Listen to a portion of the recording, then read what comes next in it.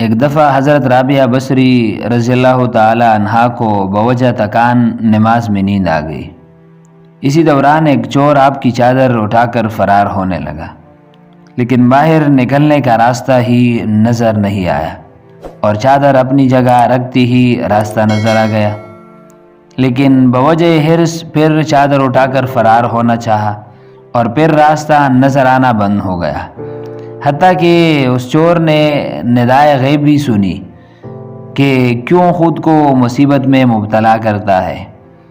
چادر والی نے برسوں سے خود کو ہمارے حوالے کر دیا ہے، اس وقت سے شیطان بھی اس کے پاس نہیں پٹک سکا ہے، پھر کسی دوسرے کی کیا مجال ہے جو چادر چوری کر سکے۔ ایک دوست محو خواب ہے تو کیا ہوا، دوسرا دوست نیند سے پاک ہے۔ اللہ تعالی ہمیں بھی اسی طرح ایمان عطا فرمائے، آمین۔